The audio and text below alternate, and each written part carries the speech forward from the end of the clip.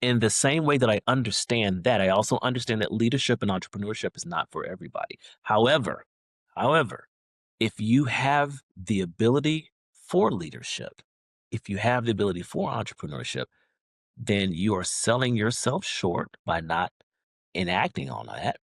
But more importantly, you're selling patience short by not enacting on that. And what you can affect patients at the bedside, but you will only affect the community of people that you're taking care of. But in certain leadership positions, you now have the ability to affect patient care at scale. Scale matters. Mhm. You affect patients at scale. You can affect healthcare policy. You can affect healthcare administration. You can affect the entirety of the healthcare system. And we have to begin, for those who desire and have the ability. You have people that have the ability but don't realize that there's opportunities. And that's I'm happy that we're having this conversation, because part of this Yeah. is understanding that there are opportunities beyond the bedside. What is going on, guys? My name's Caleb.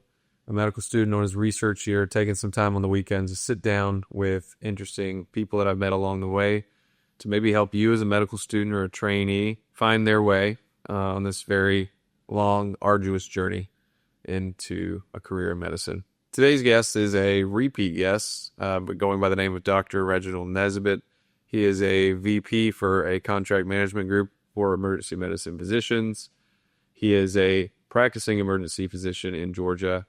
He's been a medical director at one point in his career. And as we discussed on the first podcast we did together, he completed a MBA from the University of Chicago, where he also completed his emergency medicine residency. So if you want to learn more about that part of his journey, feel free to go watch our very long conversation. It was the very first episode ever uploaded to the More Than Medicine podcast.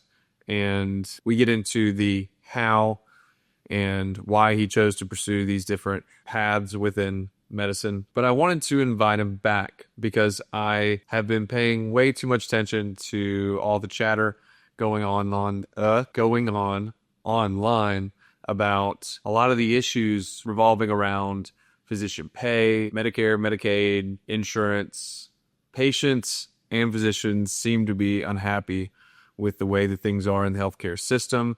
And I felt like the best way to help us all get a better understanding so that we can start figuring out how to change things from within or from the outside is to talk about the money. We need to talk about the economics about what is going on in healthcare. And I felt like Dr. Nesbitt's perspective, having the MBA, having executive experience within healthcare, and considering the fact that he's an excellent teacher, would allow us to have a very thoughtful, in-depth discussion about the economics of healthcare from the perspective of the emergency department. Healthcare economics is a very broad and very deep topic with a lot to cover. However, I felt like starting from a lot of people's entry point into the complicated healthcare system, being the emergency room, would help us kind of begin to understand where things might be going sideways in this crazy system. But even if you're not interested in the economics of healthcare, we venture into the specifics of practical takeaways for trainees looking for their first contracts in emergency medicine, how that works, different payment models. We also discussed briefly about the current state of getting into emergency medicine. Is it competitive? Is it not competitive? And we even touch on how to invest during those first few years, making a salary as an attending physician in emergency medicine or even other specialties. With all that being said, let's get into the episode. I hope you guys enjoy it. Thank you so much for joining us. Dr. Nesbitt, Reggie, as some might call you. Thank you, Caleb. Thank you so much for joining me on this beautiful Sunday night. Happy to talk to you again. It seems we seem to do this on Sunday evenings all the time, so why not? Absolutely. But today's topic is somewhat of a continuation of what we discussed for a very long time last time, which is kind of walking through your career up until the business aspect of your journey? Because we talked a little bit about how you graduated emergency medicine residency Mhm. from the University of Chicago, and then you ended up wanting to pursue a MBA, and you realized you were at one of the top business schools in the nation, and ended up getting accepted, and ended up being would it be correct to say the most transformative experience? I would say so, yeah.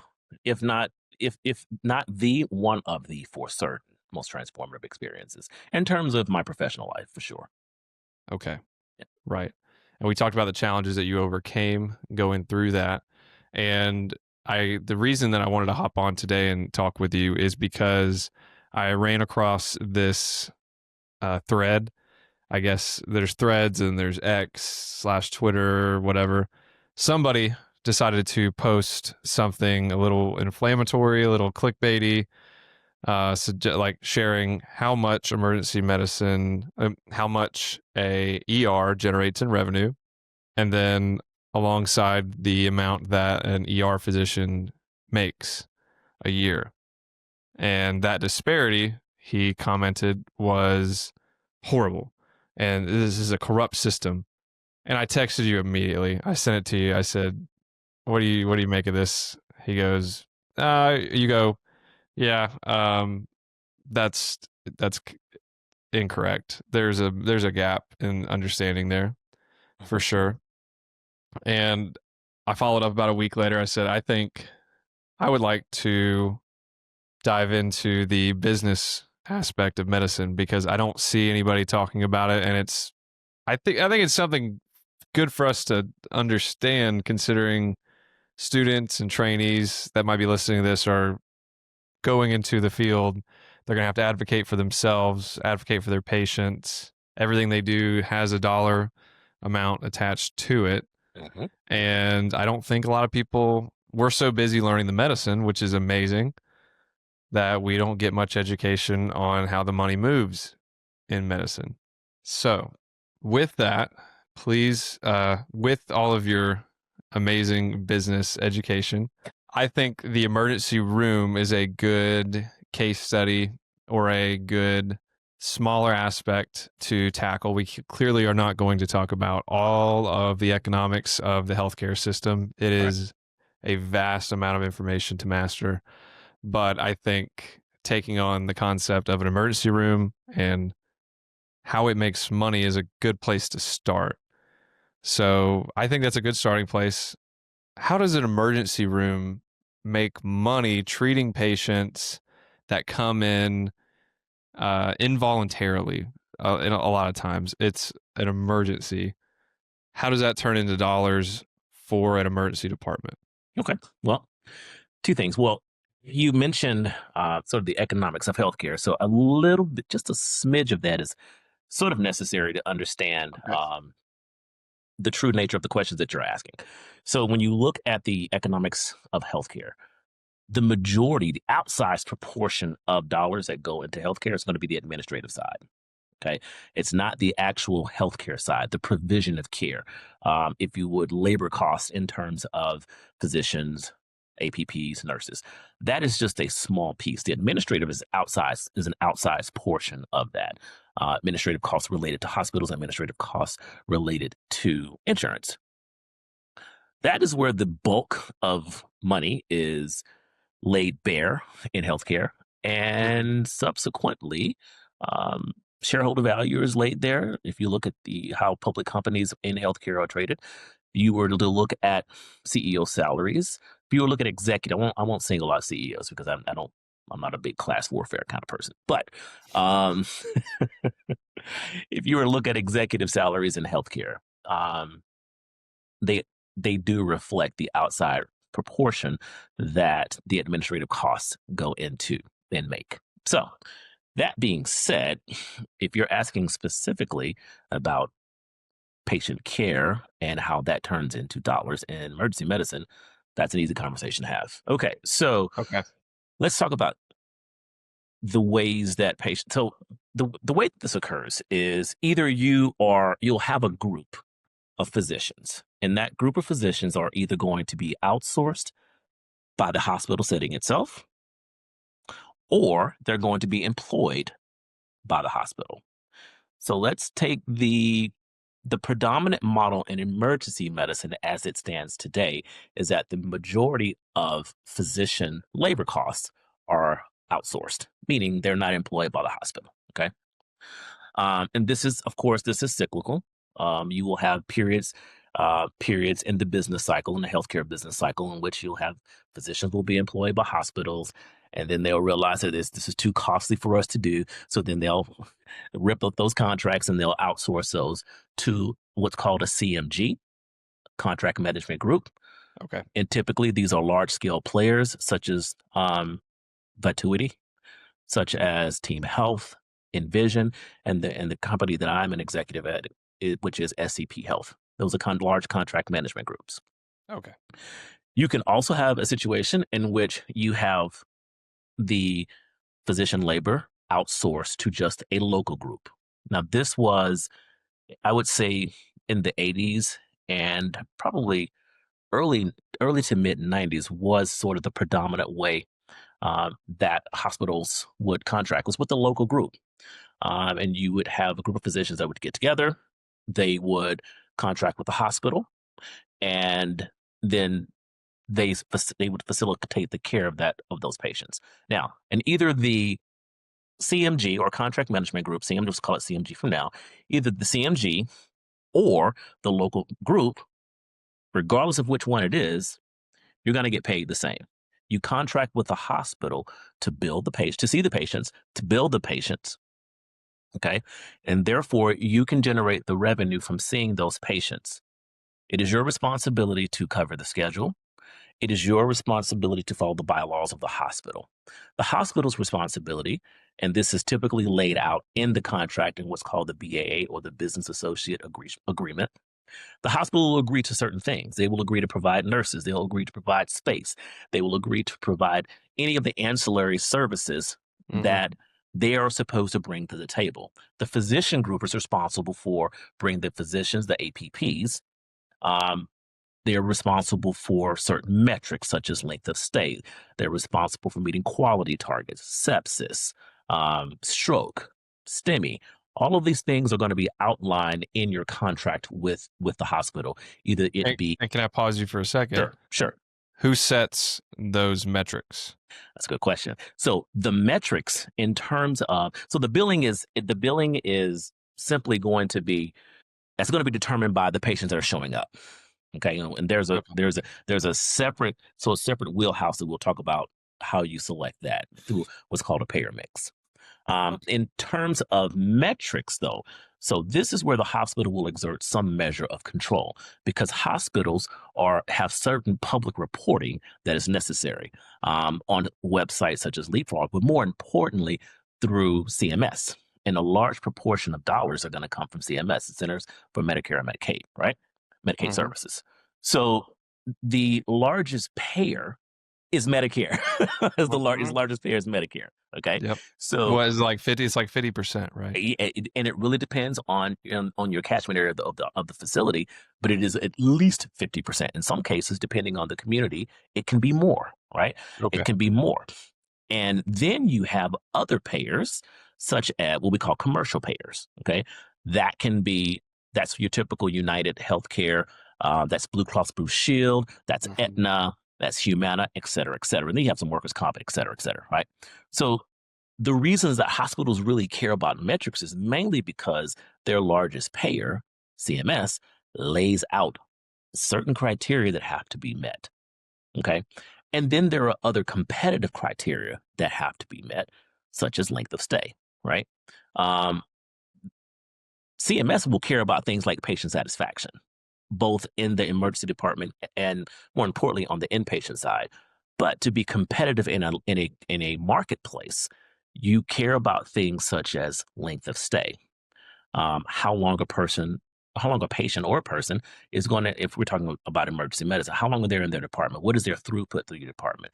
The reason that is critically important is because you have to have a measure of efficiency that's built into your system in order to process patients. And if you can't process patients efficiently, then you have patients walking out. And if you're looking at specifically the economics, you can't have paying customers walking out of your facility.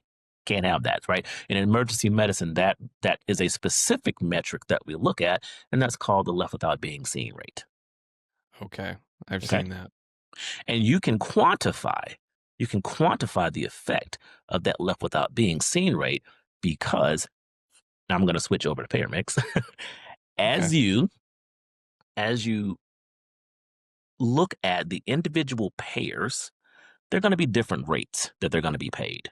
Okay. Medicare is not going to pay. Medicare is sort of the baseline rate that people look at. And typically your insurers will pay what's called a multiple of what Medicare pays. So for simplicity, let's say that Medicare will pay you $10 for a certain level of care. Okay. Okay. So when you go in to negotiate with any of your myriad of your commercial payers, they're going to pay you a multiple of that. But that baseline is going to be based on what Medicare is paying. So if Medicare, drops rates, that gives your commercial insurers an excuse to drop their rates as well. Right? And why might they drop their rates? Well, so quite frankly, let's think about the concept of insurers. Insurers are not there for the provision of care. Insurers are there for the collection of premiums. They're a business, and you have to understand the economics of their business. The economics of their business is to collect as many premiums as we can, and to pay out as little as we can, and the rest can be simply, this is a very simplified version, but the rest can be profit. And of that we do not pay out, we can reinvest in the business and we can scale our offerings, or we can also kick that off and we can invest that money as well. It's pretty much the way most insurance works. Auto insurance, healthcare insurance, homeowners insurance. I mean, really think about it. We have auto insurance. That is, in most places, that's going to be mandated. You have to have it. But how often have you had to make a claim? How many times have you been in a wreck? Exactly. The benefit is you want to have as many premiums as you can. And that's why actuarial data matters, right? This is why it is incredibly important for insurers to not have an incredibly sick population. Because if they have an incredibly sick population, that means that they're paying out. And if they're paying out, then their profit margins are going to do this. Now, we're talking strictly the economics. We're not talking about the morality of it. The morality has no say in what we're talking about right now. It does, but in terms of just pure understanding how, for lack of a better term, how the game is played, the fundamental understanding is necessary. So if you're paying out more, now your profit margins are shrinking. And if your profit margins are shrinking, then you have one or two recourses. You can boot sicker people off, which is probably going to be problematic, or you just raise your rates. And if you look at your insurance rates year over year, they go up. Now, that's very simplified version. It can be a little bit more complex, but the fundamental, wait for it, concept is what we just talked about. The fundamental concept of what we just talked about. So in relation to just specifically left without being seen, I don't want to wander too far, but you know what dollar per patient you're going to collect. It's going to be sort of an weighted average of your insurers, how much they pay you per patient for various levels, right? And then you know that particular number. That particular number can be applied to the number of people that are walking out. Okay, so if you have let's just say for simplicity, you have 1,000 people that come to your ER. That's a tiny, non-existent ER, by the way. And you have 1% of them walking out. Okay, that's 10 people, right? 10 people walk out. Let's say you collect, on average, $200 a patient. So 200 times 10 just walked out. $2,000 just walked out. Okay, that's revenue that you let just walk out the door. Now, let's put that to appropriate scale, and let's say your EDC is 100,000 patients, and 1% of those walk out. That's not 10 patients. All right. You see the function. Yeah. Yeah. So that's why throughput operations are incredibly important Okay. for that reason. That's That's part why of it. now, question for you. Okay. I worked as an ER scribe alongside you. So I was very curious about the economics during that time. I was Mhm. more concerned with medical school. But looking back, is that the purpose? The purpose of efficient triage can then be summarized as number one, that's good for the patients to make sure that they get on the queue. But it's also important so that we capture their information in case they leave without being seen, Yes. and we capture that data. Yes. Okay. I'll tell you one of the I had a early in my career gentleman who helped get me to where I am. His name is Jerry Bortolazzo. He's long retired now, long retired and wealthy, I might add. Um, he told me something that was incredibly important at the time and has become more important as I've looked at the trajectory of my career and as I looked at trajectory of medicine and just or the business of medicine or business in general. And I think this is applicable to just business and not the business of healthcare. What he said to me was, if you do what's right for the patient, then the money will follow. And it's really that simple. If you do what's right for the patient, the money will follow. He says, but if you're chasing after the money, the patient might not get what is best needed for them. Okay. So this is where efficiency in healthcare and in emergency medicine specifically matters. It is better for the patient for us to be efficient in their care. It is Mhm. better for the patient for us for them not to have a prolonged length of stay, because the most dangerous patient is not the patient that you're taking care of in the ED. The most dangerous patient is the patient that's in the lobby who Mhm. hasn't been seen. That's where the true danger lies. The people Mhm. that have been triaged, screened in a room, have seen somebody, they've had some eyes on someone. That, my friend, that's not danger, right? If something happens, people are aware, they know what room they're in, they know what they're being worked up for, boom. But if something happens to someone in the lobby, Mhm. that is an undifferentiated patient, Right. and that's dangerous. But you can have, if you have poor and inefficient emergency department operations, then people will linger in the lobby, your lobby will build up. And now you're providing less effective care. So those are just some of the things that go into metrics that go into contracts. So hospitals and health and CMGs or individual groups are aware of that. So that's why those things get put in there, because they are important. The hospital is thinking about the community that it takes care of, and also, quite frankly, in a competitive landscape, the hospital is thinking about its competitive position in the marketplace. And if the worst thing that a hospital and most CEO executives, most hospital executives, they recognize that community perception Mhm. is imperative. And if Mhm. you have a community perception of a place that provides subpar care, if you have a community perception that is perceived as the waits are prolonged, people have options. And if you're in a competitive marketplace, people will go places. But Mhm. the opposite is also true. So they understand that to engender patient loyalty, this is no different from any other business, right? People seem to think that healthcare, you know, is a business. People have to generate revenue, and people need paychecks, and they have to pay mortgages and send their kids to school and all the other things, right? So it's in as much as a business for you personally, it's a business in general, right? Mhm. It's important for them to have a good reputation in the communities that they serve. Okay. Okay. So to summarize what you've introduced to us so far, you have your biggest payer in the space being Medicare, Mhm. and then commercial groups, and self pay is essentially like maybe 5%, You hope. right? You You hope. hope. Yeah. It's And so probably going to be a little bit more than that, but you can't. There's a certain threshold you can't have over without asking the hospital to help supplement that. okay. And the CMG or the hospital is responsible for charging those payers. Yes. Okay. So And go ahead. they have to make sure that they're capturing all of these metrics so that the bill checks out. Okay, let's reframe it. Okay, so Okay. summary, you got a hospital, Okay. patients come in, patients get treated, and let's just stick to the discharge population. We won't talk about patients that get admitted. Okay. But the process is essentially the same. Hospital, patients come in, get treated, go home.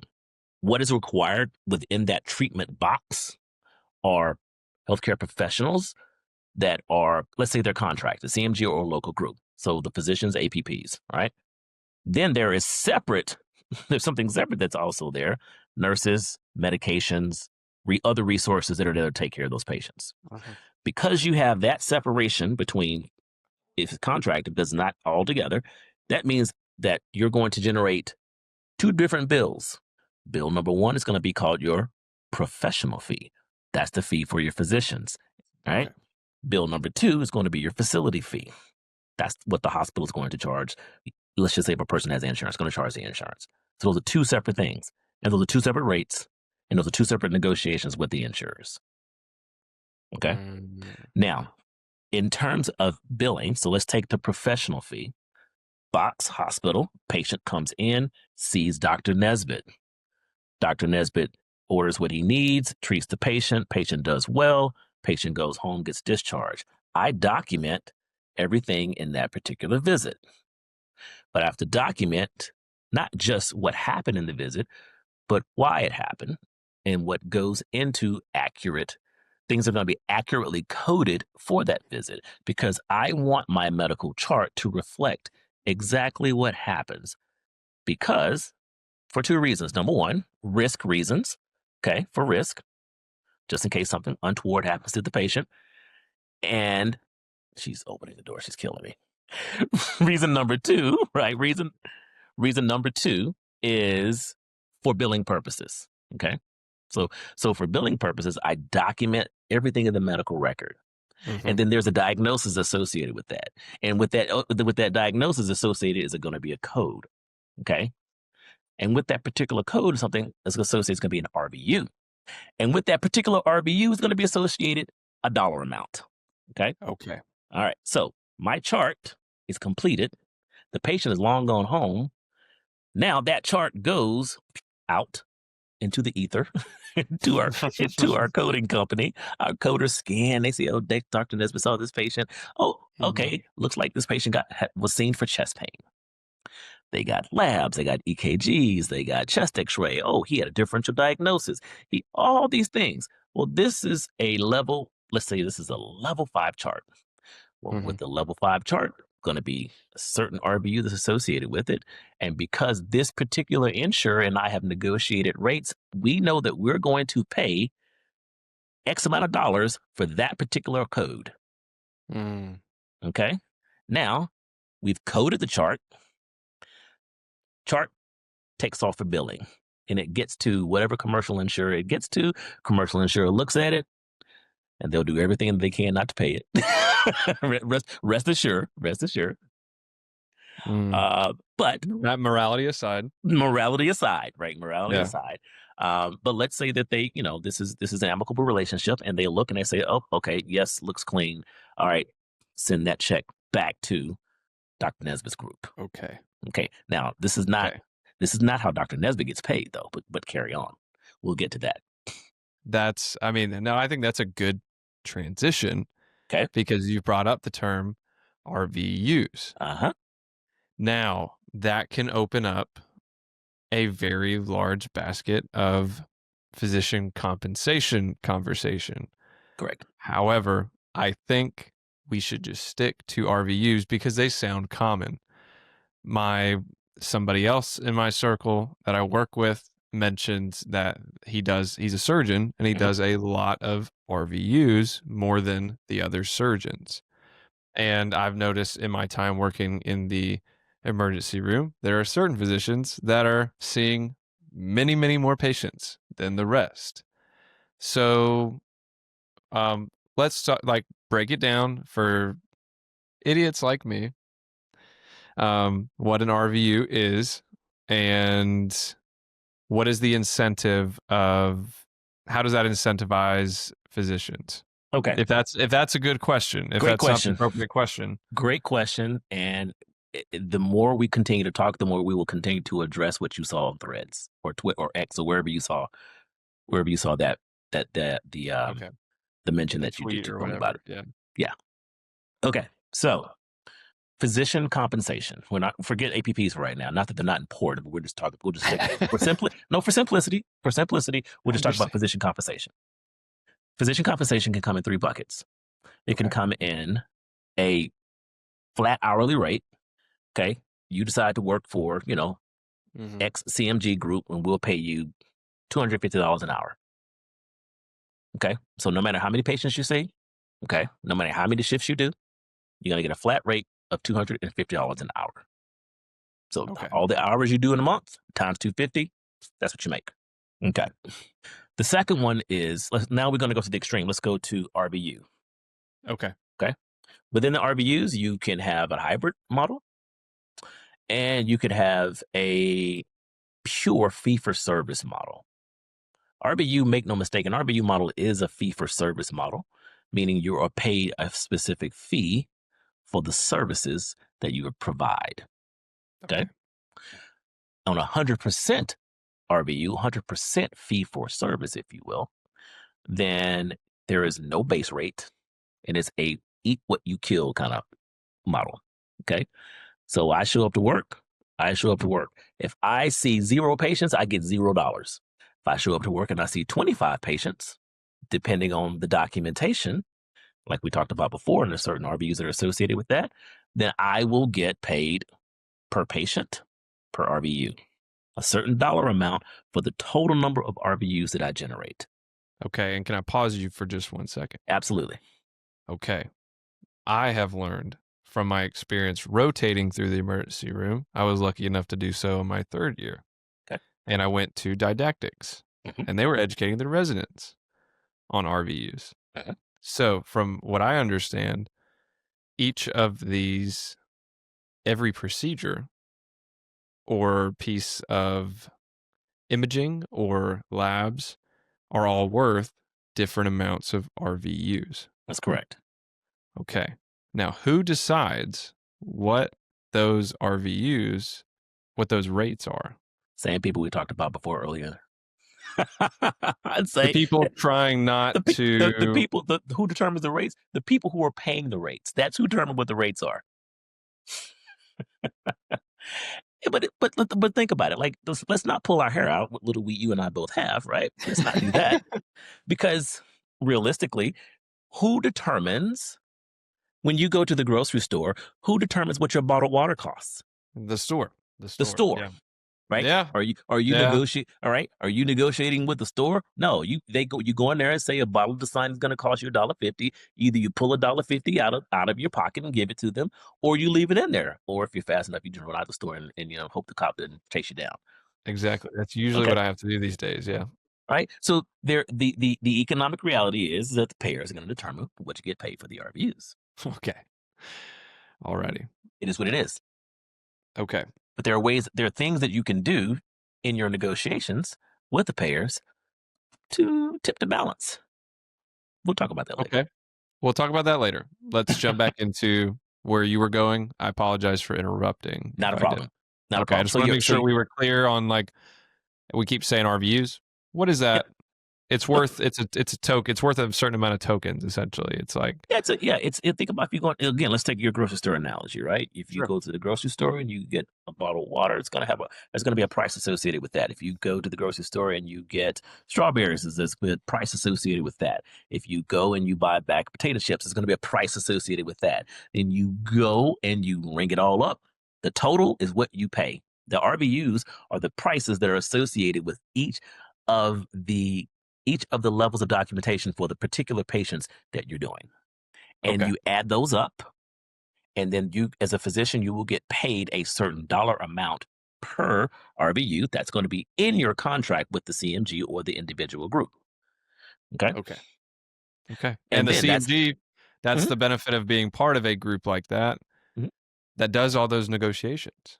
That's true, because the CMG can achieve scale that the individual group cannot. They can exact leverage on the payers that the individual group will have more challenges with. Not saying that the individual group can't do it. They certainly can. But because the CMG has scale, and the scale that I'm talking about is a CMG is going to have multiple contracts across states, regions of the nation, which means that they're going to be taking care, potentially, you could be taking care of hundreds of thousands, if not millions of patients, depending on the size of the CMG. So while you may be taking care of millions of patients, I assure you, there are only a handful of buckets of insurance you got to deal with. And because of that, you now have a little bit more leverage because you may be taking, let's just take a payer, let's just take a CMG that has a lot of contracts in the southeastern United States. Okay. While a physician may only work at, a local group may only work at one hospital, when it's time to negotiate, they're only negotiating for pay for those particular regions of patients they're taking care of. But that's going to be finite. It's going to be capped, right? It's going to be capped to the volume of patients that show up at that hospital. Now, if you take a CMG, CMG is not only at that hospital, but they may be at 50 different hospitals in a region. And typically, payers are going to have regional contracts. So it's very, very different to say, we're negotiating at one site versus we're negotiating for all of these patients. And I have leverage that you may not like. If you don't want to come to the table and you don't want to negotiate, fine, we'll go out of network. It's very difficult for a smaller group to go out of network. You can do it, but you can't do it for long. Because every time you go out of going out of network, what that means is Yes, that was my follow-up. What that means is when you so let's say I'm negotiating with Blue Cross Blue Shield. Okay. And we come to an agreement, an insurance payer agreement that says, okay, Reginald Nesbitt CMG Group, we're going to pay you for level 5, level 4, level 3, level 2, level 1 charts. Okay, we're going to pay you X amount for level 5, X amount for level 4, X amount for level 3, 2, and so forth and so on. So for every chart that is coded as a level 5, every single time, I know exactly what we're going to get paid for. It's not going to be fluctuating because we are in a contracted agreement. Okay. That provides stable cash flow. That also provides predictability because the one thing you need in business, we talked about this last time, you need trust and you need predictability. Okay. You cannot have variability is the devil's work. Variability is the devil's work in everything, right? Yes, sir. You need consistency. So that's why it's more useful to be in network. Okay. Because it's very simple for you. It's very simple for the insurers because the insurers know exactly what they're paying out. The recipients of the CMG know exactly what cash flow should be coming in. And also getting back to the patient, right? We always want to do what's best for the patient. All the patient has to do is swipe their card, or provide their insurance card, and maybe a dependable copay. That's it. Okay. Okay. So it's good for them. It's good for all parties involved. Now, if you want to, not have an agreement with me, then I go out of network, and then it complicates the situation because now you have to pay me more. The insurers have to pay more if I go out of network because those fees are going to be higher. The patient can be put into a conundrum because they may be going to a facility that's not necessarily in network. Most of the times, most insurers will have provisions to where they'll cover your insurance, they'll cover your ED stays. But let's just say, for simplicity's sake, that it's not covered, right? So now they're wondering, is this covered? Is this not covered? So that's anxiety for them. And then for the payer, you're having to deal with a hospital that knows that you are not in network and you are causing angst and consternation for their community. That's a problem because patients write letters to the hospitals saying, I came here, I got charged this is not fair. The insurers get the same letters from the patients saying, I'm paying you premiums, this is ridiculous, why is this not happening to us? The insurers can deal with it. They're like, whatever, we'll hang out. Hospitals will put a little bit more pressure on you. So depending on the relationship that you have with the C-suite, that can be dicey. So they don't want you out of network because we need harmony. Variability is the devil's work. Variability is the devil, my friend. Okay. So tying back all that back into RVUs. See, we have on one end of the spectrum, we Flat have rate. your flat Flat rate. rate. On the other end is 100% fee for 100% eat what you kill RVU system. Now in the middle, what you have is sort of the hybrid, and this has become a little bit more popular.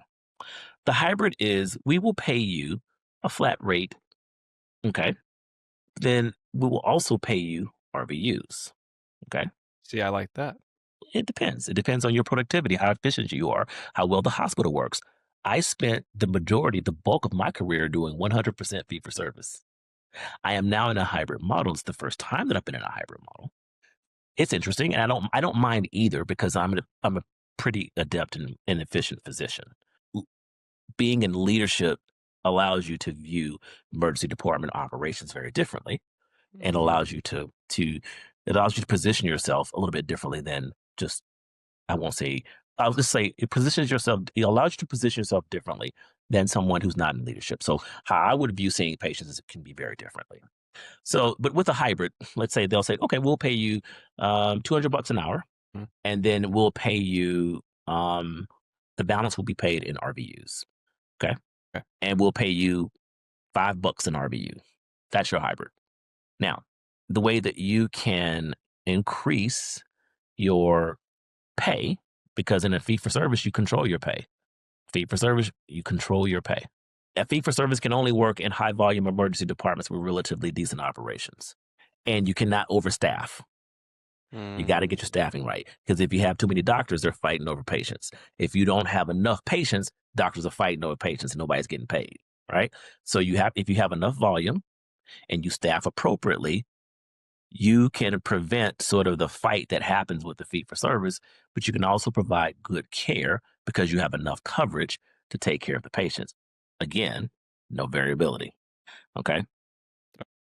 And a flat rate, it doesn't matter. Well, it doesn't matter for the physician. It matters for the group though, because a flat rate does not encourage alignment the way that fee for service or RVUs encourage alignment.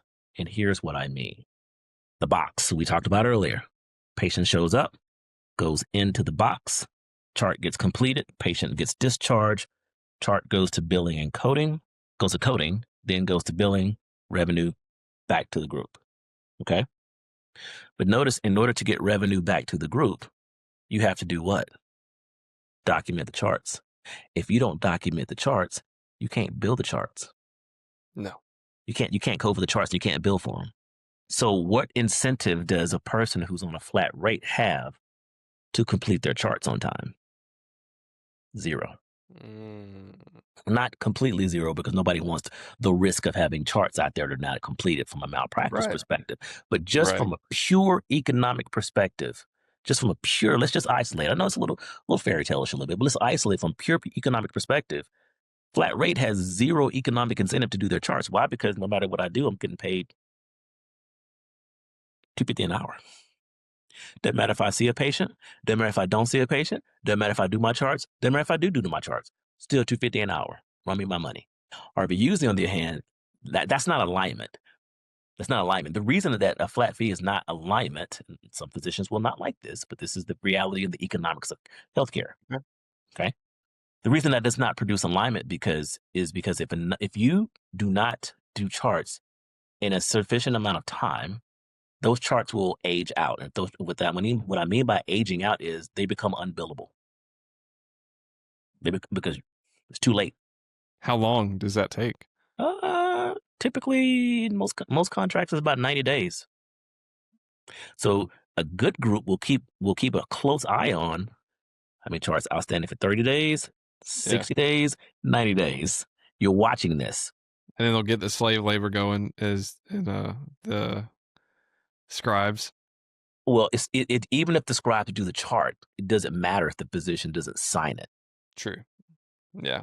It doesn't matter if the physician doesn't complete the chart and sign it.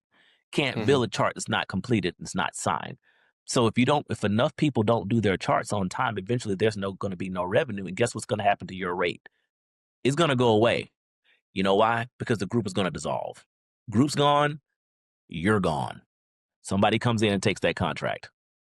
Ah. Mm. Oh, interesting. Okay. Okay. That's the thing. Yeah. That's the thing that a lot of physicians may not because I don't blame them because of Yeah. how we're trained. We're not trained on any of this.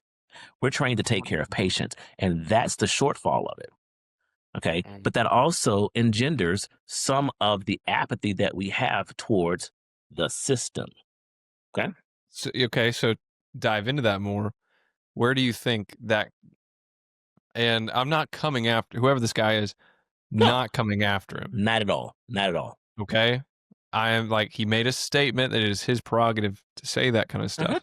Mhm. And judging by the likes and the comments and the support that he got, it seems to be a shared sentiment. Of course It's it is. easy. It's very easy. Even like for me, when I look at it at face value, I probably would have been like, heck yeah, Yes. screw the system. But I know you, I feel like I'm in a privileged position where it's a gray area. Mhm.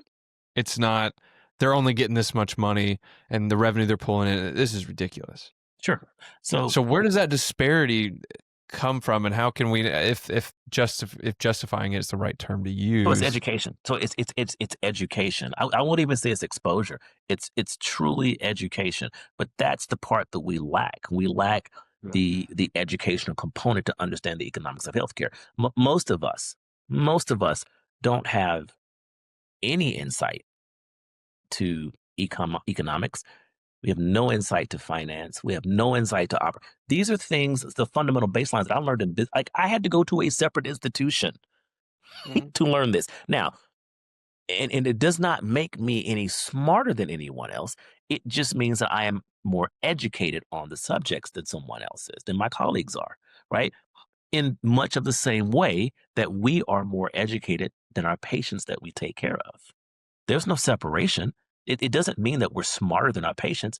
Our patients have varied backgrounds. We take care of engineers. We take care of lawyers. We also take care of unhoused people. We take care of people from means. We take care of people who are impoverished, right? But what differentiates us is the reason they're coming to see us is because of our expertise. No matter what they Google, no matter what they look on any of the healthcare websites, they still land in front of us. They still land in front of us because we have the expertise. So it's simply, so I don't lament that comment. I don't lament that comment at all. And it's a common refrain that is heard and I hear, but it's just because we're not educated on it. And that's all that it has to do with. It's simple. That's it. So what can we do? Like, well, yeah. Well, what would be your answer to that?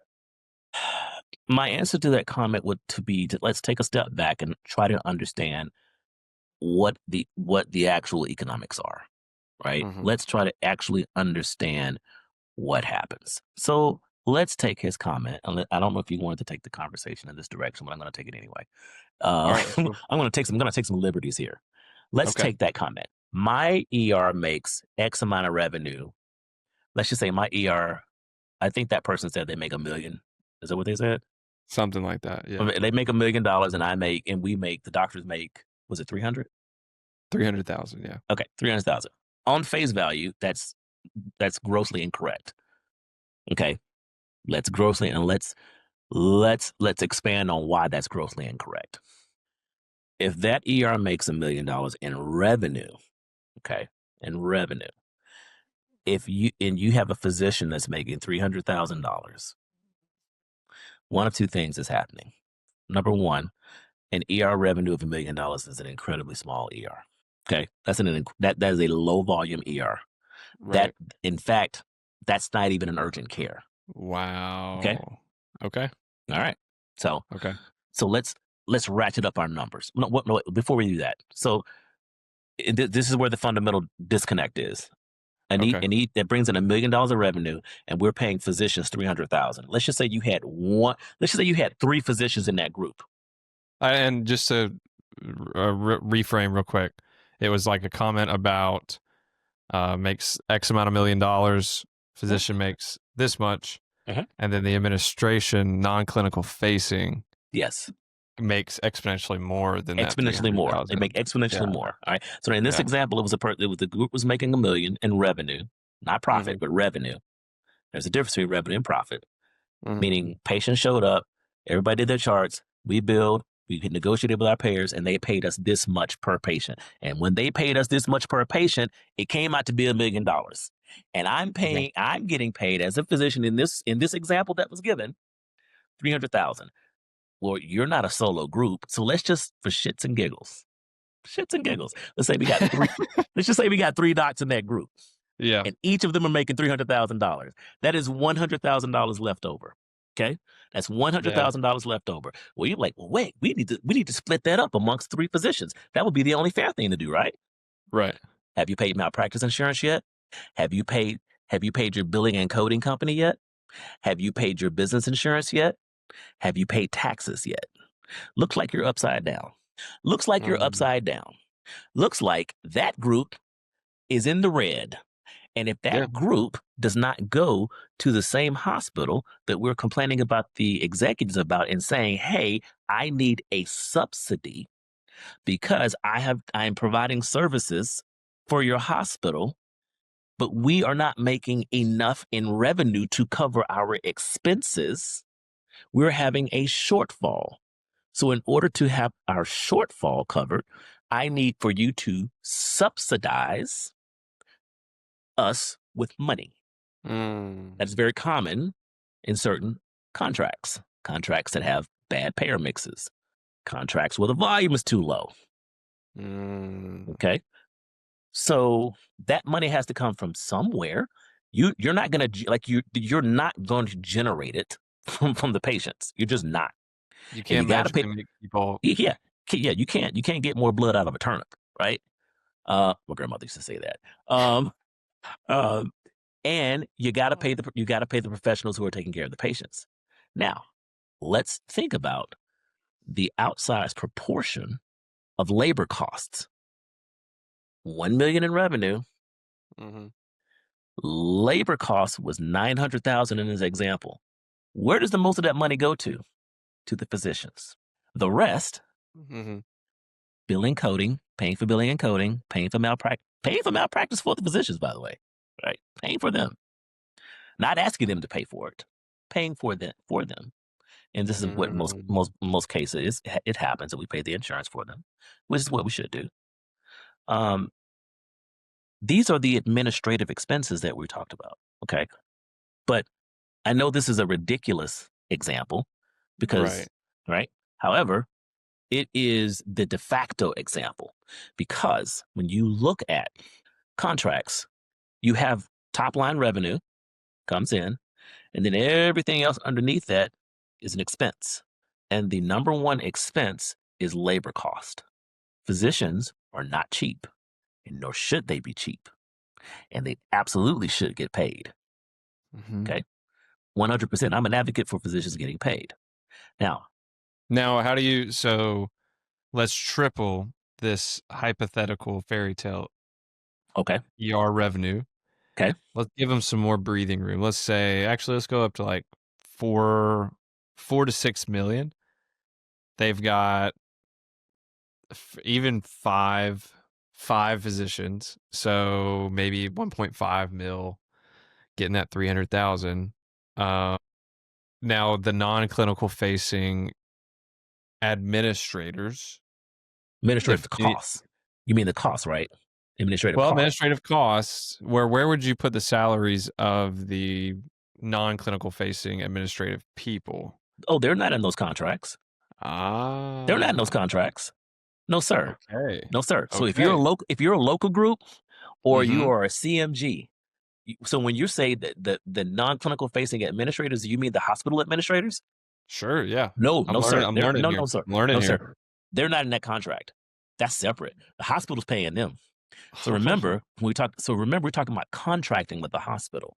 When you talk about contracting with the hospital, you're saying that Reginald Nesbitt CMG Group, you are contracting with my company, and my company is responsible for providing the physicians. And in exchange, I get to see the patients and bill the patients. But that means I have to cover my own administrative costs for billing the patients. I have to provide malpractice insurance, which is going to be in the contract with the hospital. I'm required to provide malpractice insurance, and I'm required to pay any other administrative costs, such as the cost for my medical director leader. I have to pay that. Okay. All of these things go into that. So what the CEO of the hospital makes doesn't matter to me. What the CFO of the hospital make, immaterial to me, because they're managing the hospital. They're managing that at hospital enterprise. And this is where that disconnect with the comment is. They're handling the hospital the administrative piece of the hospital. But think about let's take a look at a CEO. A CEO of a hospital is responsible for everybody that's in that hospital that is an employee, with the exception of the physician group in the ED. Let's say everybody else is an employee. So every employed physician, every employed cardiologist, every employed hospital medicine physician, every single nurse in that hospital, every person in EVS, environmental services, everybody in HR, everybody on case management, everybody who's in the food services portion of the hospital, all the security. And I hadn't even named everybody, bro. And you see my face because I'm thinking about this from a business perspective. Yes, as you should. Because I'm thinking about my margins as a hospital are probably down in the single digits. Oh, they're very small. Because of every single thing.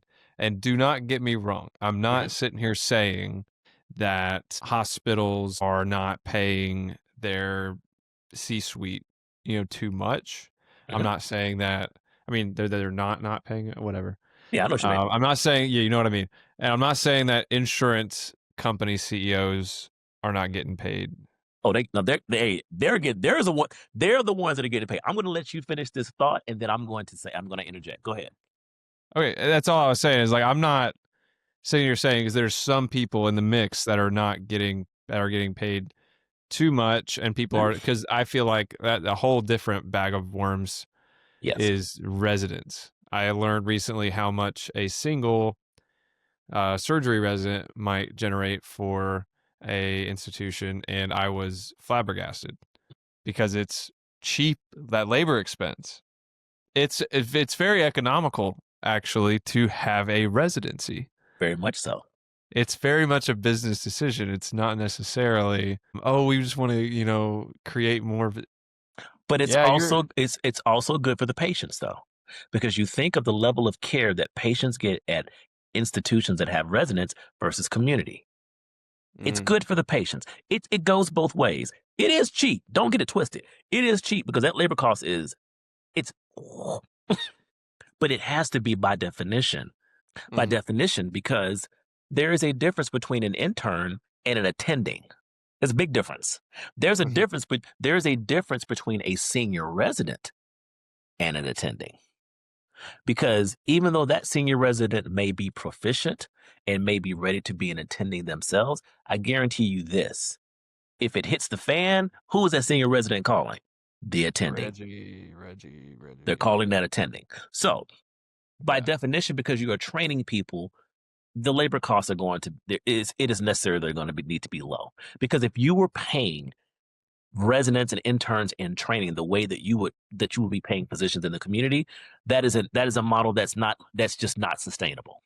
Now, I'm not saying that we need to be out here getting residents on the low. I would never advocate for that, but we need to understand. That's a whole different conversation, right? We need to understand the economics of it. But I will let me parse out. I want to parse this out because you were talking about this a few seconds ago.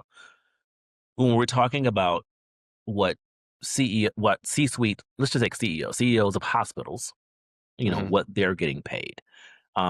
You hit the nail on the head. The provision of care, not the administration of care. Administration of care is everything else.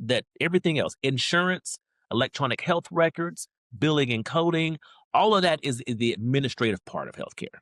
Okay. That's high margin business. That's very high margin business. Very, very high margin business. Meaning what you bring in from revenue versus your costs, The margin is going to be how much you make after that. Those are high margin business.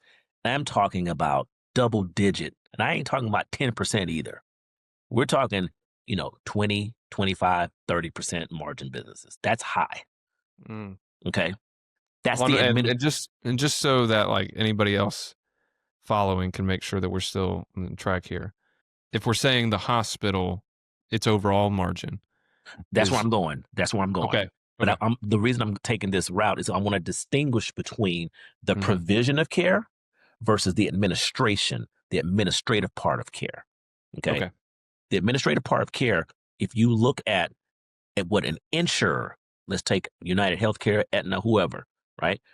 People beat their drums about how much those CEOs make. They make an extraordinary amount of money, but they make an extraordinary amount of money because they're public companies. That's the first thing, and they're beholden to shareholders. Okay, so not only are they making, in order for them to make money, they're making their shareholders money. So they're held to a little bit of there's a difference in how they're held. Okay, and quite frankly, they're managing a crap ton of portfolio. It's a lot of things that they're managing, but those margins are higher. I'm not justifying what they get paid. I'm just explaining why they're getting paid. Okay, just an explanation.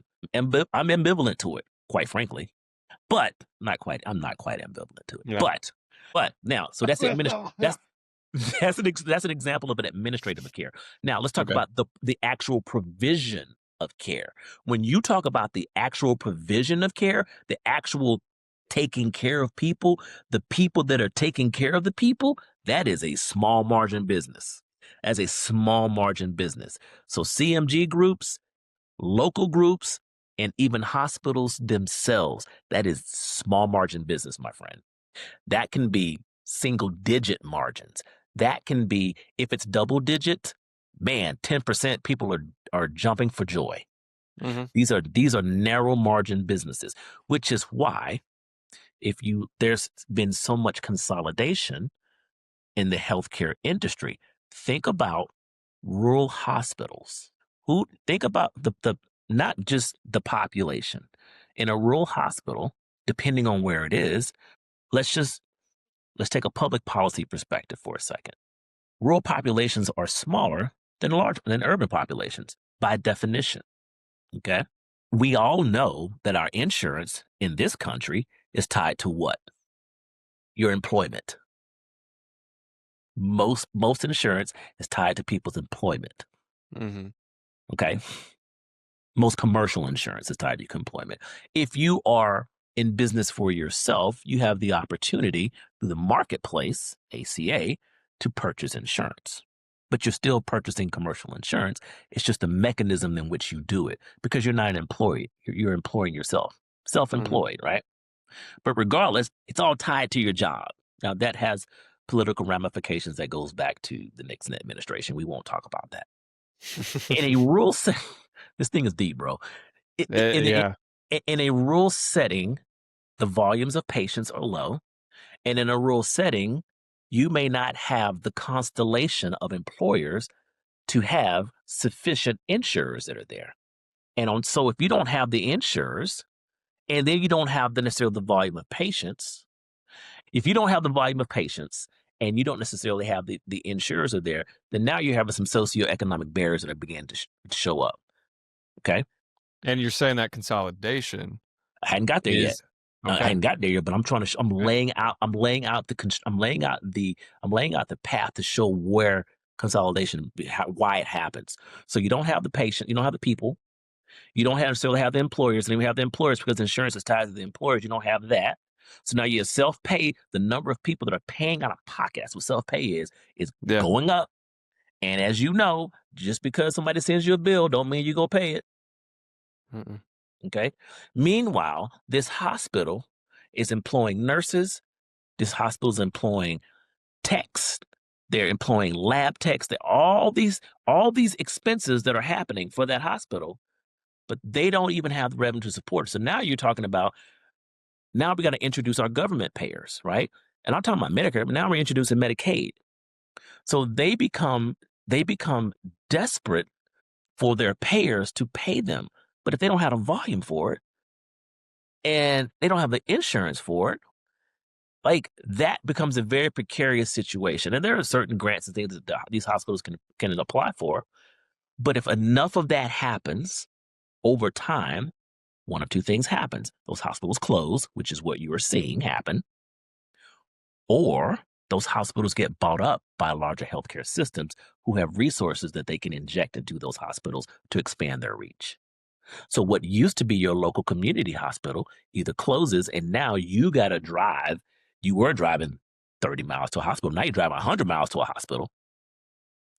Or a larger health system absorbs that rural hospital into it, brands it, appropriates resources to it, and tries to make it work. Okay. That's consolidation. So how are they fixing the inherent issues of a lack of patient volume and payers?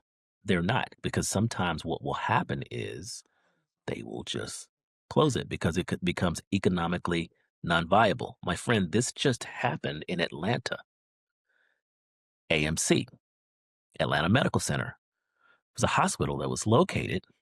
In fact, not just AMC. So the hospital that was located in Atlanta that served an indigent population, but it had a varied history. But it was located in Inman Park, and it had grants and everything that were coming to it. That hospital was bought as a part of a chain by a local by a local health system, and that local health system bought a package of hospitals, but it included that one and another one. Um, do you know they closed? They eventually, after operating, they closed that hospital.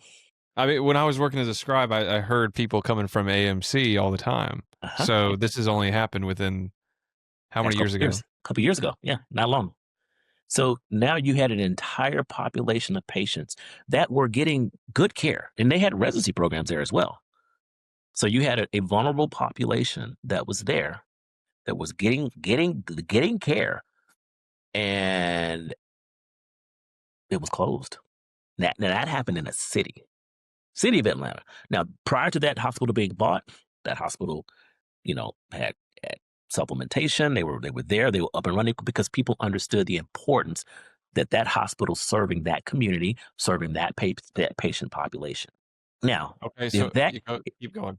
if that can happen in an urban population in a city, what do you think is going to happen out in the sticks? I've worked at some of these hospitals Yes. in my DO education. Hmm. Whatever anybody wants to say about it, Hmm. there was such a valuable exposure I've gotten Hmm. to that. It was a hospital that got bought up by the larger player in the Hmm. area. Hmm. I won't say their We names. won't say we know. I noticed I didn't say any names either. I almost did, but just out of respect, right? Hmm.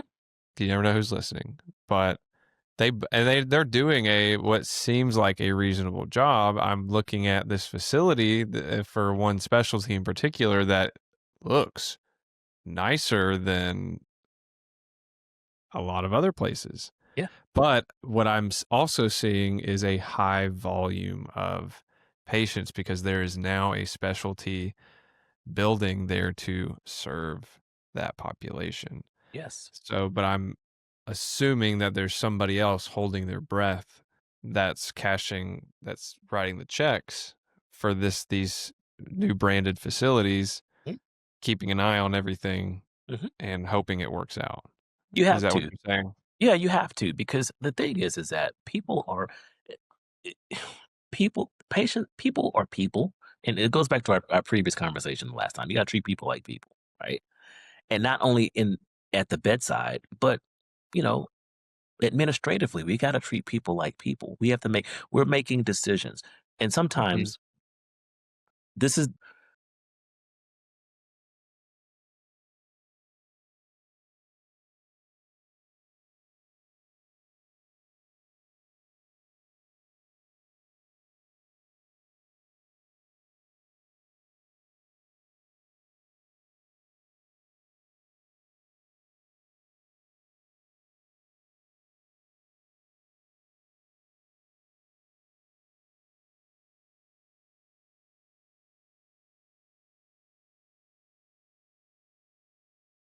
People have families. I understand that people have gone through residency and life. I get all of that. However, let me tell you what makes physician executives unique, because they will bring a level of understanding and a level of empathy that may not happen with someone who's not had to take care of people at the bedside. They understand all portions of the equation. So rather than complain about that, and this is one of my, I'm getting on a soapbox here. This is one of my beef with physicians sometimes, is that we want to sit and we complain about the system.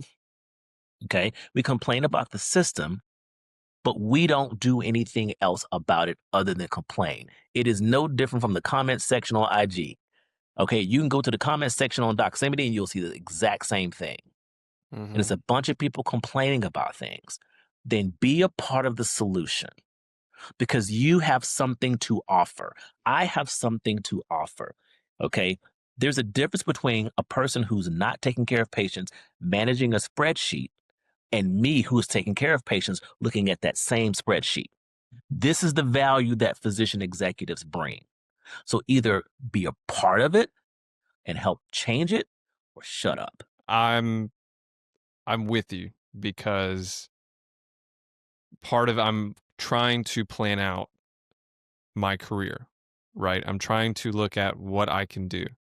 And I realize that I'm walking into my colleagues in training, all the numbers that we throw out there that we compare amongst ourselves. Oh, family medicine only makes this, pediatrics only makes this, ortho, derm, they all make this. We're all vying for employed positions on a salary. Okay. Yes, that was an intentional pinky when you said that. I know. And from my exposure to individuals like yourself, to a very successful primary care physician, has his own practice, runs it the way that he wants to run it. People like yourself and him are making much more money, and they have the satisfaction of getting to take care of patients the way that they want to. Yes. That takes more effort. Yes. Yes, it does. I am really sorry that the employed family medicine physician is not getting paid that much on paper. 100%. And that is a tragedy. Absolutely. However, if you are not willing to put the work in to stamp or to get together with a group of other doctors and create your own controlled group, then that's where you're going to end up. So it's no, honestly, it's no different from being any other employee. When you are an employee, you are accepting certain terms and conditions. You are accepting, here you go. You're accepting predictability and income. I'm comfortable. I know exactly what I'm going to make. But that comfortability, that right there is what will box you in. Now, here's what I know. And I don't know if we touched on this. I fully understand and fully recognize that leadership and entrepreneurship are not for everybody, right? Just like not everybody's going to be a physician. Some people are going to be nurses, some people are going to be APPs, some people are going to be administrators, there's a role for everybody. Right. The role for everybody. Play your role. That's fine. Have no issue with that. And so in the same way that I understand that, I also understand that leadership and entrepreneurship is not for everybody. However, if you have the ability for leadership, if you have the ability for entrepreneurship, then you are selling yourself short by not enacting on that. But more importantly, you're selling patients short by not enacting on that. And what you can affect patients at the bedside, but you will only affect the community of people that you're taking care of. But in certain leadership positions, you now have the ability to affect patient care at scale. Scale matters. You affect patients at scale. You can affect healthcare policy. You can affect healthcare administration. You can affect the entirety of the healthcare system. And we have to begin, for those who desire and have the ability. You have people that have the ability but don't realize that there's opportunities. And that's I'm happy that we're having this conversation, because part of this Yeah. is understanding that there are opportunities beyond the bedside. Hence, I'm gonna give you a plug for the name of your podcast, Beyond Medicine. I like it, right? Beyond Medicine, Beyond the Bedside, right? More than medicine. My bad. More than medicine. More than medicine. My apologies. Right. More than medicine and beyond the bedside. Right. I'm a terrible host. Right. No, but sometimes we don't. Sometimes we're not aware. So I applaud you for trying to bring awareness to this, because it is incredibly important that we put ourselves, for those who are interested. Right. Because we all have the ability, but we have to have the desire. For those who have the desire and then become exposed, it's important for us to put our imprint on this. And this is calling those people that have the interest, to have the passion, desire, or they're in it, they're in training, and they're seeing how screwed up the system is. Oh my gosh! And every single profession with humans involved Mhm. is imperfect. Mhm. But if you're not exposed to the information that somebody like you provides, which is, oh, I have my hands in it. I went and got a little bit more educated, and I'm in it. And here's what you can do. The empowerment informs that. It speaks to that little voice inside of you that says, you know, I kind of want to be part of change. I kind of want to do things differently. And then by talking to people like yourself, gives you like a case study of success, a success story. Sure. Right. And so that's a proof of concept. And so that's what's empowered me to sit down in front of a camera and talk to people, because it's had such a profound impact on me. I'm like, no matter what happens, I know there's so many opportunities. There's so many opportunities. That's right. So many opportunities. Like, I don't care what you got on your step score. I don't care what your research looks like. I don't care. There's a place for you in medicine somewhere. And There you can do is. it. And you can be There's successful, massively because successful. putting yourself through the 4 years is not so that you can get a objective score metric, or you're not sitting there begging and pleading for a job. That doesn't have to be you, right? You can create your own journey out of this. Yeah. So going back to what we talked about, like being comfortable, you can. And again, I'm not begrudging anyone who wants to. There is nobility in just being at the bedside. There's complete nobility in that, and that is one of the reasons that I continue to practice right now. In fact, I think I did a shift yesterday. I did do a shift yesterday. Look at that, right? There's nobility. There's nobility in that, and no matter what it is that I've done, and I've been fortunate to have done quite a bit. I still understand the nobility of being at the bedside, and none of the things that I have accomplished and continue to want to accomplish would be possible if not for me being at the bedside. And I understand that.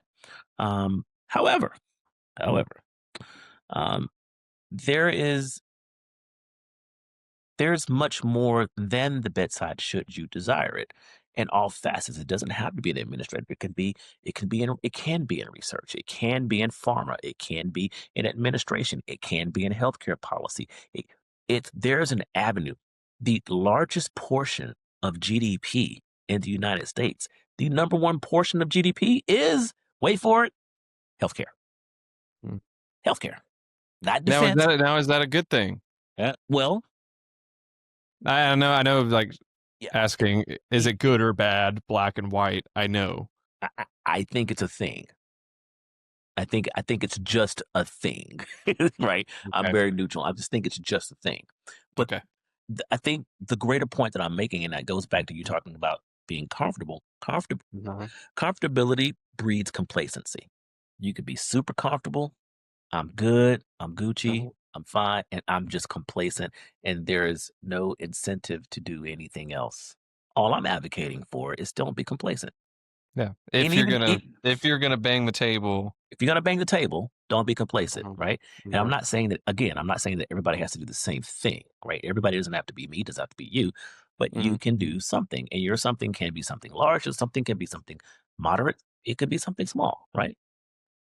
Even if you choose to take on your local hospital leadership, right? You can, in emergency medicine, if you choose to be the medical director for your group, Mhm. you have influence now, right? You're the leader. You're the leader of that group, that on site, because now you are interacting with the very people that you're banging the table about. But you have influence, and you don't understand how much influence you have if you establish the appropriate and proper relationships. Relationship. I have seen medical directors. I've been a medical director myself. Okay. But I've seen medical directors absolutely change the course of a facility, change the course of a hospital. Okay.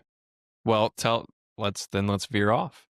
Okay. What was your experience like as a medical director? How did you get into that position to start? And then what did you learn from that process? Um, when I moved, when I finished business school and I moved to Atlanta, and I started working with the Apollo Days, what I was working with at the time. I had the opportunity to we got a new contract, and I got an opportunity to own part of that contract. Right. Um, and there's a difference between Now, is that because would that have been possible with without the MBA? yes, because I had a partner in that group who did not have. I don't think did he have an MBA. He did not have an MBA. He did not. Mm, Right. okay. And we were both tapped to be sort of co-directors when we got ownership. Okay. But my MBA helped me out tremendously because the fundamentals were there that I learned specifically in business school about, emergency medicine contract. No, I didn't. But I did learn. I learned operations. I learned finance. I learned economics. I learned strategy. I learned entrepreneurship. I learned venture capital. I learned all that stuff.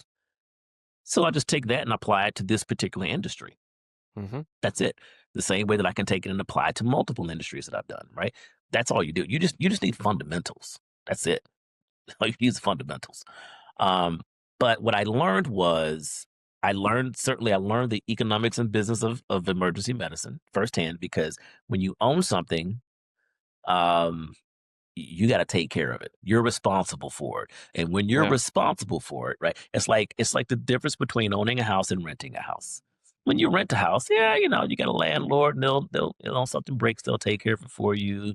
You may tell them, oh, this is out, or you may delay. But when you own a house and something breaks and you have the means to get it taken care of, you're typically a little bit more vigilant about it. You're typically a little bit more vigilant about, the things around the home, the upkeep, the finance, all of those things, right? So I learned responsibility for that was my first sort of foray into entrepreneurship on that. Okay. But I also learned about people management. I learned about what moves the needle on people. I learned about how to motivate people. I learned how to get rid of people who did not fit the vision and the mold of what we needed. I Mm, learned about executive management. I learned about how health systems actually work because I didn't have my head in the sand and was only trying to manage the emergency department. I understood and learned how the emergency department fit into the general ecosystem of the hospital and why it has outsized community importance. But I also learned how the inner workings of the hospital are equally important for that same community perception. I learned about the administration of healthcare. It was a lot. It was another transformative experience. It was another well, transform. obviously, Yeah, yeah. it was. I learned about human resources. It's just a ton, and you can take those experiences and you can apply them to multiple arenas, and that's the beauty of things, right? And it spurred me to want to learn and do. The other thing I learned was scale. That was my first opportunity to learn scale, because yes, I did shifts and I saw patients at the bedside, and I'm a 2.5 to 2.8 patients per hour. We were working 10-hour shifts, 25, 28 patients. Cool. 25, 28 patients. And I'm working, let's just say 10 shifts a month because I was a director. Okay, great. 250 patients. However, I learned about scale because not only was I doing that, the other group was doing that. The other members of the group were doing that. And I learned what our decisions were doing for patient care. I also learned what my decisions to influence the group was doing to allocate for patient care as well. All of these things, length of stay, patient satisfaction, quality metrics, left without being seen, all of these things became front and center for me in terms of healthcare operations. And I learned, and we grew that department. We grew that department by 25% volume. And what were the top three things that you had a direct impact on that you would say created that 25% increase opportunity? If you can speak to that kind of thing. Hiring right, hiring people that were going to fit into the culture that I wanted to have for the department, and that they fit the mold of what is needed for good patient care. That's first and foremost. I cannot tell you how expensive it is to hire wrong. So hiring right. Number two, I learned to establish appropriate relationships with the important players in the hospital, C-suite, fellow physicians on staff, right? And I would say number three, I learned to create a large tent for for every person in that department who's going to touch a patient. And I learned how to motivate them to do the best for every single patient. And if you put those three things together, then you will get a department that's moving in a single direction with a single focus of taking good care of people, treating people like people, wanting to improve the operations, which means if you improve the operations, you improve the care. And if you improve the care, you get happier patients. If you get happier patients, you get a happier environment. I would say number four, this is probably the most important, is taking good care of the people that take care of the patients. One of the largest mistakes that I see C-suite administrators in healthcare systems and in local hospitals make is that the entirety of the focus is on the patient. Okay. That's part of the focus. The other part of the focus is taking care of the people, making sure that their environment, that the people who are taking care of the people is sufficient. Do right by the people who are taking care of the people who are taking care of you. And how did you do that? Or what was your opportunity to do that? My opportunity to do It's not that. just, I'm assuming it's not just. No, it's not money. No, that's the thing. You don't like people that's culture is much more than money. In fact, culture is not money. This goes back to Border Lot. So if you do what's best for the patient or now we're talking about the people, then the money will follow. The money will follow, right? So it's about listening to the physicians and addressing their pain points, right? Do you have beef with your schedule? Do you have the two things physicians care about are schedule and pay? Okay, fine. I got your pay taken care of, right? Yeah. But also, what is the environment that we're working in? What can we do to make your job easier? Well, if we had an ultrasound department, I could do this. Okay, since I've got a relationship with the C-suite, I'm saying I need this ultrasound because of X, Y, and Z. This is going to make our physicians, happy. Okay, so now when I prove to the group that I am going to bat for you, I'm going to support you, I'm going to provide an environment to make your practice as easy as possible, then that gives me a little bit of leverage to say, I need you to do this. It's very difficult to get people to do something if you're not willing to show them that you're willing to do something for them. And it's also very difficult. It's very difficult to get people to do something that they see that you're not willing to do yourself. So if I'm asking you to go see patients timely, and they look at me and see me dragging my feet going to see people, and I'm the leader, culture kills a bad culture kills everything. Culture beats operations. Culture beats finance. Culture beats strategy every day of the week and twice on Sundays. So learning to set that culture and taking care of the people that are taking care of the patient, because the patients was really bringing us all the revenue in. But I'm not thinking about that. If I do the right thing by them, they'll do the right thing by the patients. And if we do the right thing by the patients, then everybody's benefiting. You're getting paid. I'm Mm-hmm. getting paid because I got ownership. Everybody's happy. Alignment. Culture generates alignment. Okay. I think that's perfect because we've been talking for a while. And We seem to do that. we seem to do that, and it's good, but our time is limited. Okay. So to transition from that point, excellent. Because we've kind of addressed a lot of the things I wanted to talk about as far as the business of medicine. How Sure. does that work? We looked at the emergency room, and we looked at your experience managing a group and bringing that to success, Mhm. and that 25% increase Mhm. seems like a good selling point for ultimately making an exit from that group. Okay. And you were then able to leverage that exit into going and doing different things in different avenues, right? So we don't really have to get into that, but let's talk about for trainees, for new grads Mhm. in emergency medicine, considering what the scope looks at right now.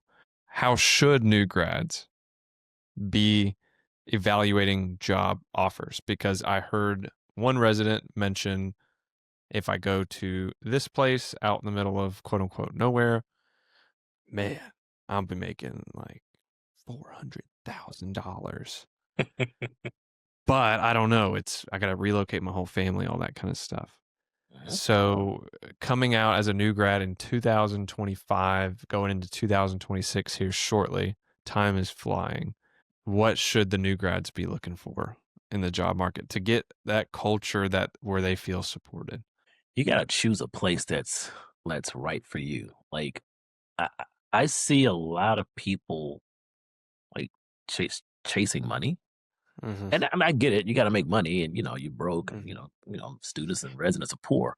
I get it. I've been poor. I get it. And I don't want to be the person that when you go to a lot of listen to TED talks and business conference, people tell you, "Oh, follow your passion." I don't want to be that guy, right? And be like, "Don't chase the money," right? Whatever. You got to eat. I get it. Um, I would say, here's my advice. Number one, where do you want to live? Okay. Where do you want to live? Okay. Because medicine is not the only thing that you'll do. Okay. Mm-hmm. And you're going to have varied interests outside of that, as you should, because your job is not who you are. It is what you do. It's just a part of it. More than medicine. There you go. Right. And so where do you want to live? And once you figure out where it is that you want to live, then look at the hospitals in the area, get your interviews, and look at the facilities and see how do I fit? How does my personality fit? Is this the population that I want to be a part of? Are there growth opportunities for me? If you have that desire, Mm-hmm. what is the compensation? What does the compensation look like? What is it? Is this a fee for service? Is this a RVU model? Is this a hybrid? Evaluate those things and figure out what's most important for you. Now, if you just take the other approach and just like, I'm just going to chase money, and then, okay, well, you can, and there's utility for doing locums. There's utility for, people want to work out in the middle of nowhere. Now, there's a certain subset of people who want to do rural medicine, and I applaud that. And if that's what you want to do, then by all means do that. Right. That goes into, where do I want to live? Mm-hmm. Actually, we just hired someone whose preference is to do rural medicine. I applaud that. The same way that I applaud people who want to practice urban medicine, right? Not necessarily, sort of community suburban medicine, but actual urban medicine. It's Mm-hmm. different, and each subset of patient populations are different. What you're going to see is a little bit different. How you see them is also going to be different. Resources, right? Evaluate hospital resources, because most residents are coming from programs in which they've got everything. You've got everything. You've got all manner of backup, and you've got every tool at your disposal. Well, you need to evaluate these facilities that you're going into, because odds are it's not going to look like your residency program if you're doing community medicine. Now, if you're doing academic medicine, then it just slide right into it, right? There you go. So here's an example. If you're doing, let's say you take a locums position, or you take a position in a hospital, and there are plenty of these around. And locums, for everybody listening, is you're signing up for a shorter term contract in a place where you're needed, and your rate is usually substantially higher. And you're not on a W-2, correct? You're working 1099. Most physicians are going to be 1099 unless you are an employee model, right? So a locums company will sign you up. Locums will contract with either CMGs or hospitals, depending on the model, and they say, "Hey, we are in desperate need of physicians. It's very difficult to staff these particular contracts, and we are willing to pay you outside of sort of the local market rate to travel." Is a lot of times you got to travel to these facilities, so that can be planes involved, that can be driving involved, there's hotels, you're away from your home, there's all of that, right? But you'll get a higher market rate than what you otherwise would get. Now, there's an axiom in economics that says there's no such thing as a free lunch. No. So while you're getting that outsized rate, here's what you need to understand. What you need to understand is you're going to be in probably a less than desirable facility, because facilities that are desirable are staffed, and the market rates are established. Those rates are established. We know exactly, relatively what they are, depending on the model, the RVU model that you're in, but you kind of know what they are. But if you take up certain assignments, or you do certain things, and basically, if somebody's willing to pay you a crap ton of money, you should expect a little bit of crap in return. Okay, you should expect some crap in return. Crap in return could mean single coverage. It could mean low resource hospital. It could mean several hours away from your home. It could mean, most of the time, it is going to mean little to no backup. So if something's hitting the fan, it's you. Be prepared. Be prepared. So now, of course, in emergency medicine, no matter what facility you're in, anything's going to walk in the door. Anything's going to walk in the door, and that's okay. That's what we do. But there's a difference between anything walking in the door and anything walking in the door, and you don't have things you need to take care of. That's a difference. Yeah, I mean, that's why you have good training, is so that you can take care of anything that walks through the door. Yeah, so your training allows you to take care of it. Your training gives you what you need here to do what you need for the patient. However, just because you have this does not mean that maybe the nursing staff has it, right? If you're in the middle of wherever on some crazy rate, and you're like, oh man, this person needs a central line, and you're trained to do central lines with ultrasound only, and you're like, okay, where's the ultrasound? And they'll look at you like, ultrasound? We don't have ultrasound. What are you talking about? Yeah, I've seen that situation. And you don't know how to do a blind stick. You don't know how to do a blind. You don't know how to do a blind central line placement, because in residency they only trained you from time forward to do it with ultrasound. Yeah. So that's why. So you need to ask these questions. These are questions that you need to ask, no matter what facility you're going to. If you're whether it's a communities, suburban, if it's an urban, it doesn't matter if it's a local assignment, wherever the case may be. Make sure that your ability to practice is in a way that you wish to. Okay. And so where are we at currently in the ER market? Because it always seems to be in flux. People always like to fearmonger and say inflammatory stuff. I remember when I was a scribe, people were like, oh, I don't know if I would go into it right now. It's going to be so saturated. And then by the looks of it currently, it seems like it's kind of the low-hanging fruit as far as residency is concerned. It's like there's a lot of unfilled spots. Bro, it's not saturated. Like it's not saturated. In general, like, there's going to be a physician shortage in the United States, not just in emergency medicine, just across the board. It's just not. It's not saturated. It's still a competitive residency to get into, just because lifestyle. Like, your lifestyle residencies are the ones that are competitive. Lifestyle and your pay. That's it. if you want to be an emergency medicine physician, you can be one. I'll leave it at that. And this is coming from a person who has a critical eye, not on the industry, but on and who employs physicians and does contracts and all that. Yes, yes, I assure you, there you will be able to find a spot. Okay. And so what are those nuances that tie into stuff that we are not taught in medical school or residency as far as negotiating contracts once you get out?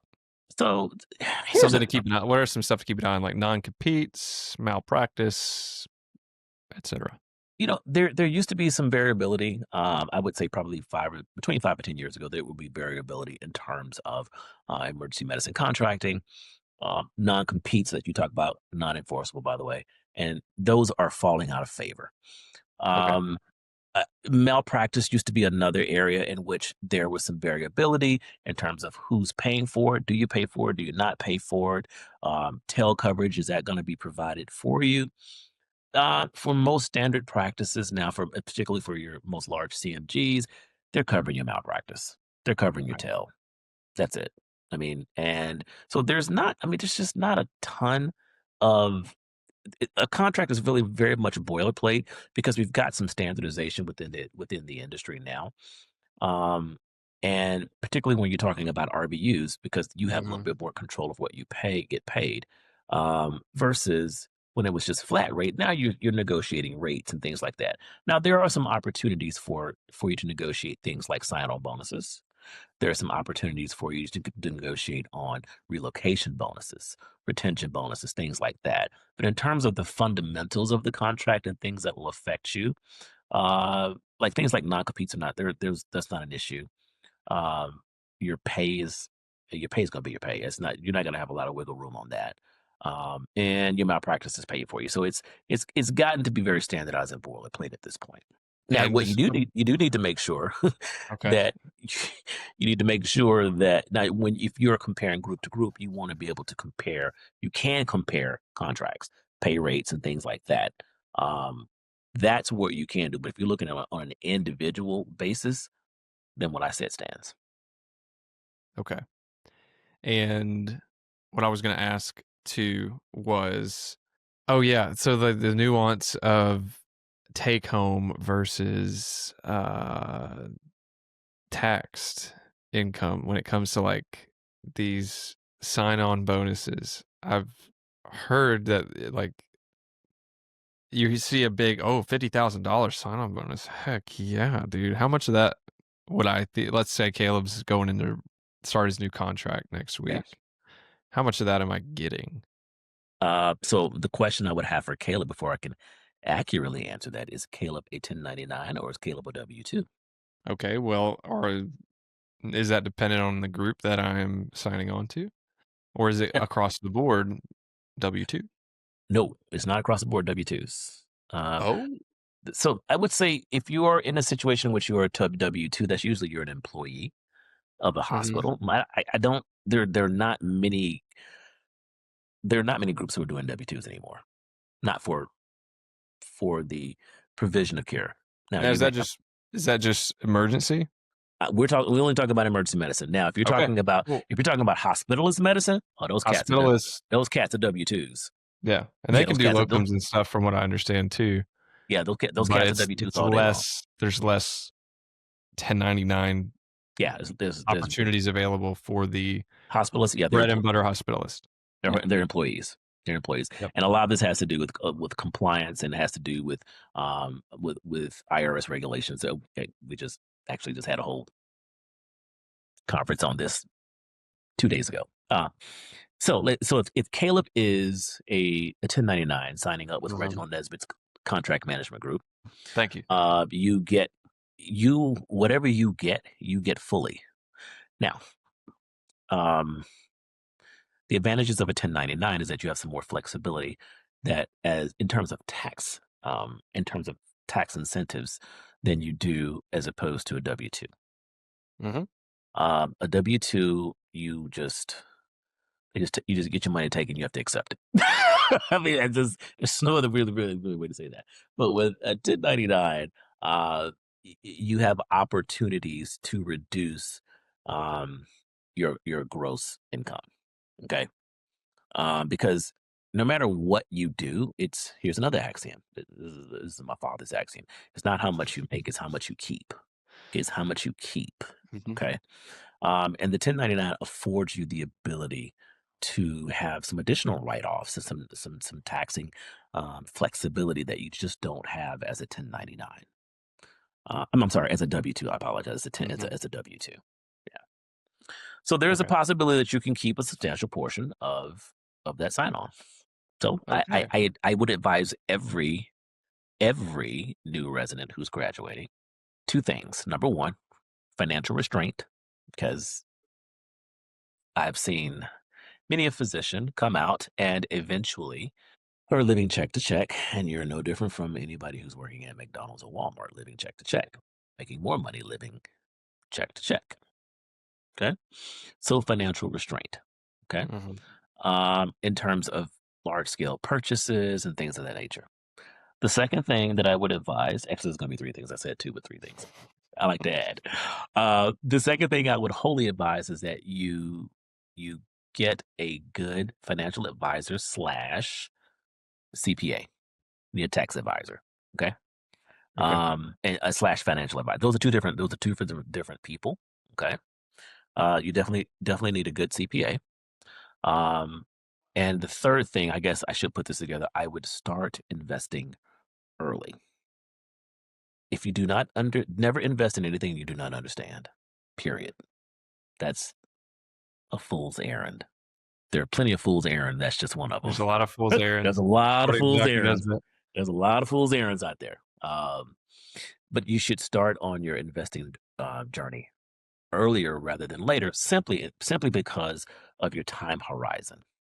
If you Mhm. have a longer time horizon, you have more time to take advantage of the number one money and wealth building tool, and that is compound interest, my friend. There's nothing sexier than compound interest. That means I got to sit and wait, though. Well, there you have another option. You can, like, if you don't want to sit and wait, which you're the time's gonna pass, right? Like, what are we Yeah. talking about? We gotta, like, I've heard other physicians. I'm joking, but No, I know, but I want to make this point. sure. I've heard people talk, well, I gotta sit and wait. I'm just like, dude, like, what are you talking about? Like, you don't reasonably expect to die in like 2 years, right? You may, but odds are you probably aren't. And let's Mhm. say that you're gonna be alive for the next 50 years. Why not be stacking paper that's compounding? Not just a straight line growth. We're talking about exponential compounded growth. Mhm. And that's a difference, right? Now, here's where physicians have an advantage in terms of compounding growth. And I'm talking about someone who's not doing the whole entrepreneur thing. If you do the entrepreneur thing, then you have no cap. You have no salary cap. Okay. You're Major League Baseball. You're not ML. You're Major League Baseball. You're not the NBA. You're not the NFL where there's a cap on the salaries, right? MLB, no salary cap. That's what entrepreneurship is. No salary cap. There's also it's high risk. It's high risk, right? And this is what makes people afraid. It's Yep. higher risk, but it's unlimited reward. Okay, but if you don't want to do that, here's where being a physician can somewhat counterbalance that. Not fully, but partially, mostly. Okay. Um, Stable cash flows, and this is the one time where comfort matters, where you can take advantage of being comfortable and not have complacency. Physicians have very stable, consistent cash flows. So if you do not over leverage yourself and you have those nice, consistent, stable, and relatively high cash flows, right? Relatively high cash flows. Now you have the ability to take advantage of compound interest. And this is why I said, number one, have some financial constraint, right? If you go out and buy all the houses, no, your primary home, not if you buy investment pieces, that's different. But if your primary home is super expensive, your cars are super expensive, your lifestyle is super expensive, you are living in the moment and it is fantastic in the moment. But at some point, my friend, you're going to be older and you're not going to want to be working night shifts, holidays, weekends. Hell, you might not even want to be a physician anymore, right? You're right. You may not Yeah. want to, or you may want to have the ability to be like, hey, you know what? I could do 15, 17 shifts when Mhm. I'm 29, 30. But I guarantee you doing 15, 17, 19 shifts when you're 55, when you're 60 is much more challenging. But if you over leverage yourself and you do not take advantage of these nice stable cash flows and you don't take advantage of compound interest, you will be working 17 shifts at 55, 60 years old. Nah, I'm good. And I'm good. that's not unique. Like that's not unique Yeah. to emergency medicine. That's unique to physicians in general. And this is why physicians are almost like athletes sometimes. Get into financial trouble. I see it all the time. Mhm. And so that compound interest, the last thing we'll kind of close out with, the compound interest, are we talking S&P 500, or Okay. what are some other vehicles that you'd have your eye on if you could go back, 20 something years or whatever?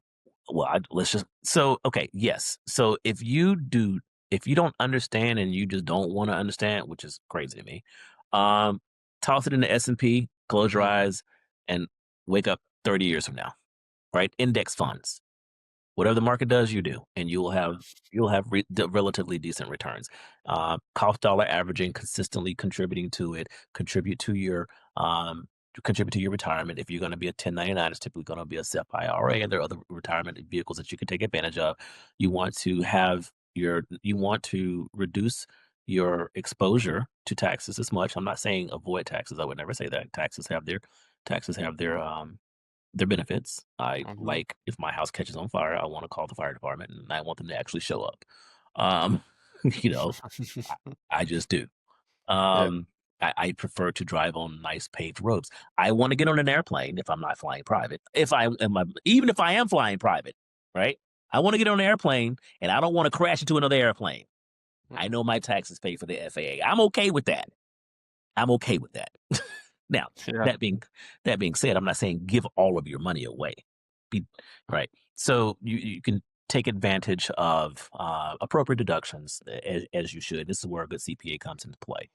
You to maximize your retirement, and you can certainly take advantage of that compound interest. That compound interest is powerful. I recall working a night shift. This is about a year out of residency, and I was working with a Mhm. physician, and this dude had a net worth of about 25 million. And I'm not talking about a net worth of 25 million.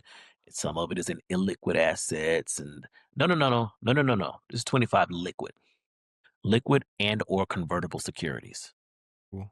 market investments. He took advantage of compound interest and he was a diligent investor, a diligent, consistent investor. He didn't do anything outside. He wasn't an entrepreneur, but diligently took care he had financial constraints and he utilized his high, stable, consistent cash flow. And you have freedom because that's ultimate. Over what time course, though? How Oh, I old think was this cat? this cat was, let's see, I was about, how was I? I was 30 at the time. He's probably mid 50s. He's chilling. He's chilling. He's chilling. He's chilling, right? He's Yeah. chilling. And we all have to decide what it is that we want for ourselves. Right? Mhm. Everybody has a number. Some people want billions, some people want millions. But I tell you what, nobody wants zero. Mm. So Nope. maybe pounding on the table and saying, "Why isn't my salary higher?" may not be Mm, as useful as looking at what you do have, which is a stable cash flow, higher than 99% of employed workers, this is true. and taking it through the right vehicles. Yeah, and there's room for growth there. There's room for growth there. Yeah. And you can be upset at every CEO in the administrative portion of healthcare, but the reality is that you're in if you're not in the 1%, which you probably are the 1%, you're certainly in the top 2 or 3%. At least, yeah. At least, right? So let's be responsible with ourselves and take care of our own cash flow, take control of our own financial destiny. But if you really want to continue to pound the table after that, then get get in the game, and expand your scope. Expand your scope. I love it. I love it. Well, we're nearing about 2 hours here, man. Oh, are we? Dude, I You got to know. chop this up again. Part one, part two is like Mob Deep Shook Ones, part two. Yeah. No, I mean, so yeah, no, that's a closing conversation, I think. We could obviously talk for much longer about different things. I've always got questions that I could sit here and badger you with, but I think we've covered a lot of really, really good ground that I don't see covered anywhere else. A lot of the stuff I see online is for other doctors in certain roles already. So the dice have already been rolled essentially, and it's docs talking to other docs, Yeah. and there's nobody talking. Yeah, there's nobody talking to students and saying, "Hey, let's plan ahead." I just had an interview with a gentleman who um, planned out his job search during fellowship, Mhm. and it paid off for him. Absolutely. He wasn't begging for scraps. He was kind of controlling his own destiny. That's right. And so I think not trying to plan it because everything's not going to go according to plan, but at least being exposed to the information so that you know what you're getting yourself into Absolutely. is that's the main goal of this conversation today. So Dr. Nesbitt, thank you for Reggie. Thank you for joining us You this can't help evening. yourself. You cannot help yourself. I'm a respectful gentleman. What can I say? What can I say? Well, Um, happy to be on. I appreciate you having me on onto your platform. I think what you're doing is incredibly important. I think it is needed in the space, and I'm happy to contribute in any way that I can. Thank you, Dr. Nesbitt. We'll talk soon. And with that, later.